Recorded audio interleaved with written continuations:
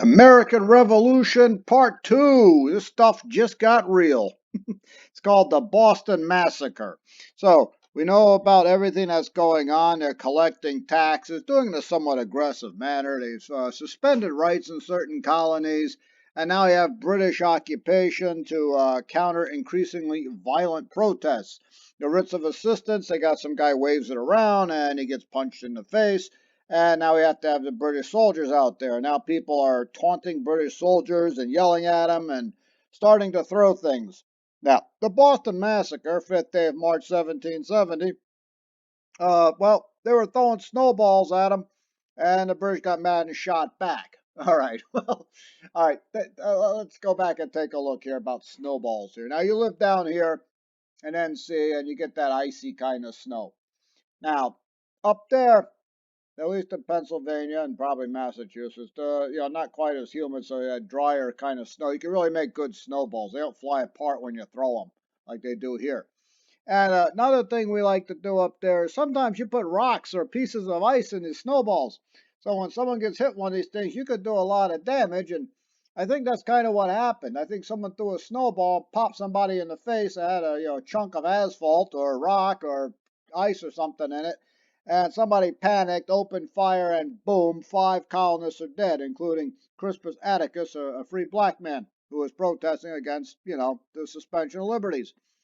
Well, the British had opened fire and 5 people are dead, and now we are ready to go completely insane. It looks like the lid has come off.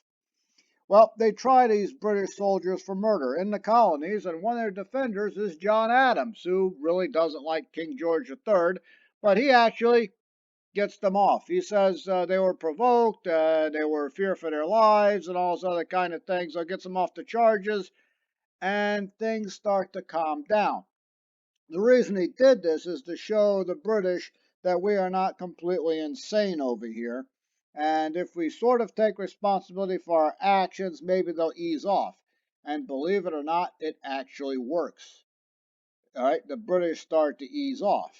Now, before all of that, of course, you got this wood cutting by this Paul Revere guy, and it goes up and down the East Coast. This is going viral 18th century style, right? A little bit of propaganda here where they're lined up and they're opening fire on unarmed civilians, and looks like the guy's giving a command to fire and everything. It probably didn't really go down that way, but you're very angry and you're watching this stuff, and now the us versus them thing is starting. You're in South Carolina or Georgia. This is happening in Boston, very far away, but we're still Americans at the end of the day, and you're seeing Americans getting gunned down by what appears to be a foreign army, even though they're British. The division has started.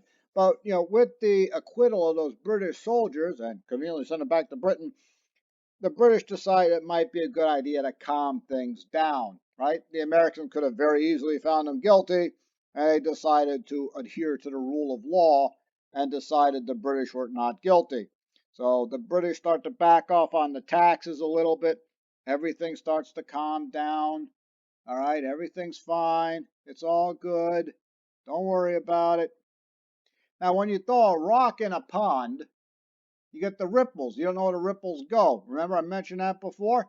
Well, something in India is going to set off the American Revolution. Remember, the Boston Massacre was in 1700. Here's the Tea Act of 1773. So it's been calm for about 3 years. Now, the East India Tea Company is in trouble. And this is where the British get their money to run India. All right, so it comes down to money again. So they're looking at this and they say, well, we didn't have a tea import tax for tea coming into Great Britain.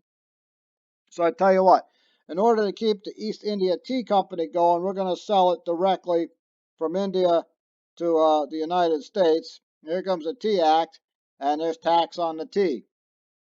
All right, no one really thought anything was going to happen. Well, something happened. The Boston Tea Party. People got really upset about this. Don't need a tax on the tea. That's why we drink coffee in this country now instead of tea. All because of this. And we're not really sure whose idea it was to dress up as a Native American and run up on the ship and start dumping tea.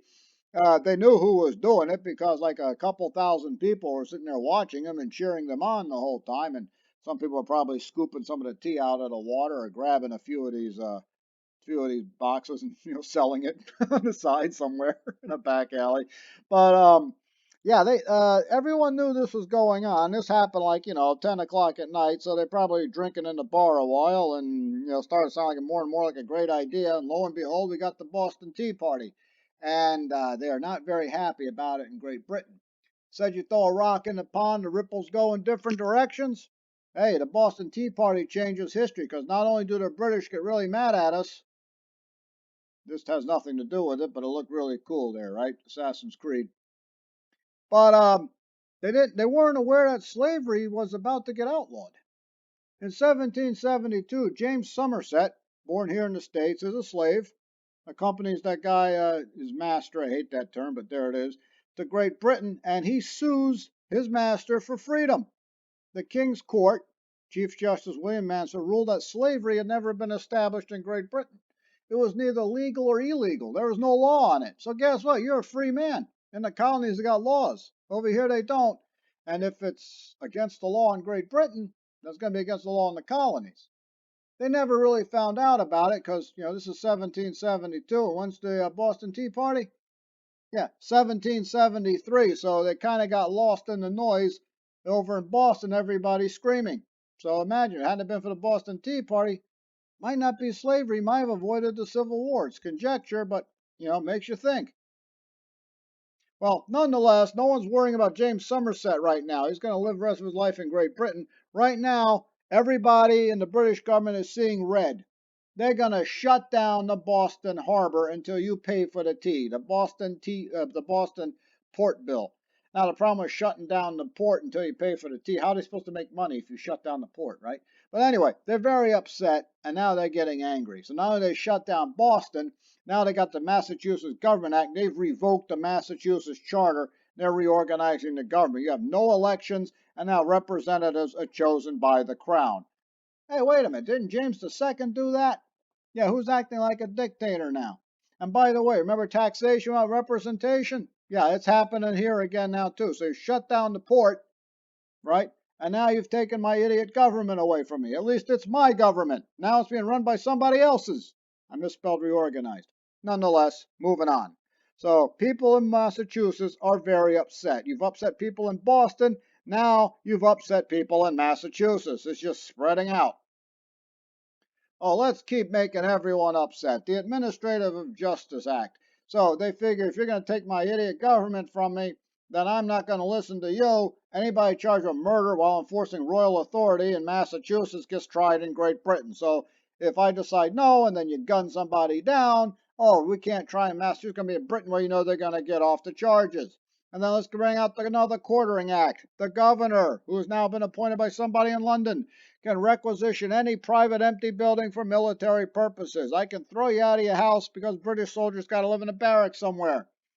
This is really gone off the deep end, and it's not going to end well. Hey, the Quebec Act in 1774. Let's expand Quebec all the way down here. I have no idea why they did this, and even Quebec's wondering. But now they're trying to shut off the West, and you've already done it with the Proclamation Act and soldiers, and now you're doing this. And now you're just piling on, Great Britain. Okay, people who used to be neutral about this are now really starting to take sides, and it's not your side, Great Britain. All right, General Thomas Gage. He is the British commander for North America. He likes that job. Now they make him governor of Massachusetts. He doesn't want this job. Why does he not want this job? He's a general. He's a military guy. He doesn't want to deal with civilians. Civilians are disorderly and unorganized, and he really doesn't want to deal with this. But now you just stuck him with civilian duties of Massachusetts government. He's like, I'd rather just stick with the military stuff, but no, now they got him running this. So now you have no rights of any kind in Massachusetts. Instead of a writ of assistance, now he could just have you arrested because it's martial law. You have no rights. You don't even need a jury. He could put you up against the wall in a firing squad, and there's nothing you could do about it because it's martial law. Not only does he not want the job, of course, he's not the right guy either because, like I said, he's a general. He doesn't want to put up with this garbage. So now Massachusetts has lost all of its freedom, and this guy is going to put his foot on your head. So every other colony is watching this, and the same question is running through their mind, whether it's Pennsylvania, North Carolina, South Carolina, or even the controlled anarchy that is Georgia. Are the British doing this just to punish Massachusetts? If they are, why is every colony starting to arm itself? Because if you can punish Massachusetts and do this to them, what's to keep them from doing this to me? The Continental Congress gets together, every colony except Georgia, because Georgia is so badly organized. Believe me, the mail doesn't even get through. Start off as a penal colony. They'll get around to organizing it later, but in 1774, it's basically anarchy. It's America's original Wild West. Nonetheless, 12 out of 13 colonies get together trying to find a way to defend the colonies in common. Listen to that. Defend the colonies in common. Defend. Common. There's an enemy out there. We need to get together. And they passed the Suffolk Resolves. Yeah, forget about the coercive acts. Wait a minute. You can't do that. You're acting like you're your own independent country or something. Oh, provisional government gets together, collect taxes until the Massachusetts Charter is restored. So let me get this straight. You're organizing to defend the colonies, so you have an enemy in mind. All right, don't worry about those British laws. We're going to make our own law, and we're collecting taxes to run our own government. This is not going over well in London, and the colonies are like tough cheese. Yeah, they have pretty much decided they're done with the British. This is getting serious because look who shows up at these colonies. We got Samuel and John Adams. Yep, they named a beer for this guy. John Adams, you already know, can't stand the British, and he already tried his best to get those British soldiers off charges from the Boston Massacre. He's showing up in this thing. Look where they're from, Massachusetts, the epicenter of the revolt. New York, very big state. Pennsylvania, nothing's happened down there yet, but they're sending representatives. If you can do it to Boston, you can do it to Philly or Pittsburgh. And look at this, Patrick Henry, Richard Henry Lee, that George Washington guy keeps showing up. They're in Virginia. It's a southern state and a big state.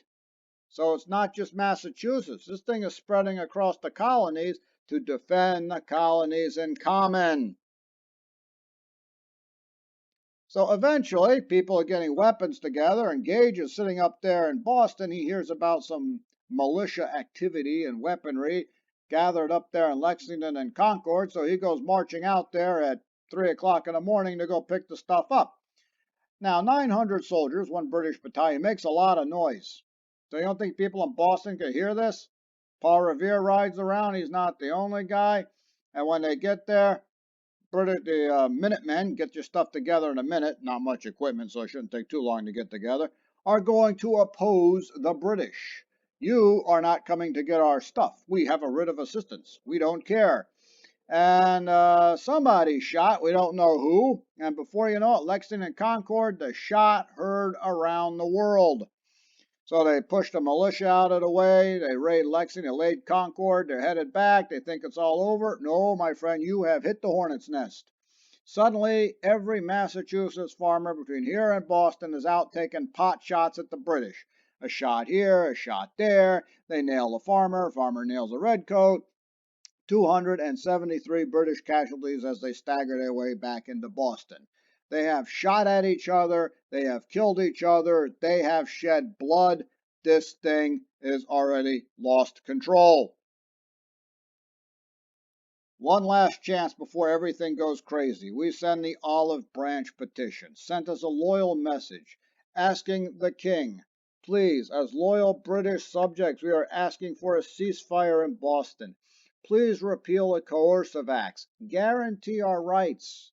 Okay? That's all we're asking for. We can still back away from this thing. The British, of course, have noticed this Continental Army has now been established. You're passing laws, collecting taxes, and now you've got an army. You put George Washington in charge of it. He'd been hanging around a long time in a uniform, so, sooner or later he's getting that commission. And you're starting to act like your own country. Of course, Americans are saying, well, look what you've been doing. You don't think this is going to happen, but you know what? Let's just do all this stuff and maybe we'll stop it all, right? Nope, Battle of Bunker Hill. Right when you're delivering the olive branch petition, they get news of Bunker Hill. They sent the olive branch petition before Bunker Hill, but it is a scientific fact that somehow, some way, bad news tends to travel faster.